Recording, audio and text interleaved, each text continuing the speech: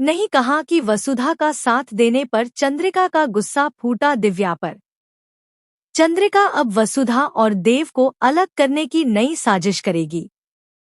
जी हां दोस्तों, वसुधा का आने वाला ट्रैक होने वाला है बेहद जबरदस्त।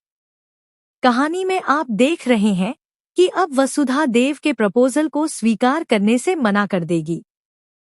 दरअसल देव प्लान करता है कि वह वसुधा को एक बहुत ही खूबसूरत डेट पर लेकर जाएगा, जहां वह अपने दिल की बात वसुधा से करेगा और घुटनों पर बैठकर उसे प्रपोज करेगा। पहले तो वसुधा बहुत खुश हो जाती है, देव को गले से लगा लेती है और दोनों एक दूसरे से अपने दिल की बात कह देते हैं। लेकिन तभी वसुधा को याद आता है कि उनके बीच कितना फासला है। वह सोचती है कि वह तो घर की एक मामूली नौकरानी है और देव उस घर के मालिक हैं। वह मानसा के बेटे हैं, वही मानसा जिनकी वसुधा पूजा करती है, जिनकी बात वह कभी नहीं टालती। ऐसे में देव के घर की बहू बनना वसुधा के लिए बहुत बड़ी बात हो जाती है और इसलिए वह देव के प्रपोजल को ठुकरा देती है। इसके बाद वसुधा दिव्या के पास जाकर उसे गले लगाकर रोती है और बताती है कि उसने देव के प्रपोजल को स्वीकार नहीं किया। दिव्या उसे समझाती है और ढांढस बंधाती है।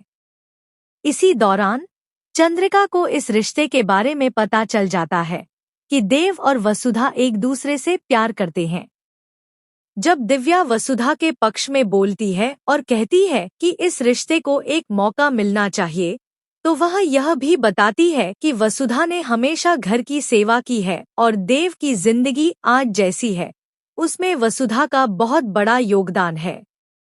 भले ही वसुधा ने प्रपोजल एक्सेप्ट न किया हो, लेकिन उसका मंगलसूत्र पहनना, देव को पति मानना और बार बार उसकी जान बचाना, ये सब यह साफ दिखाता है कि वसुधा ही देव की जिंदगी है।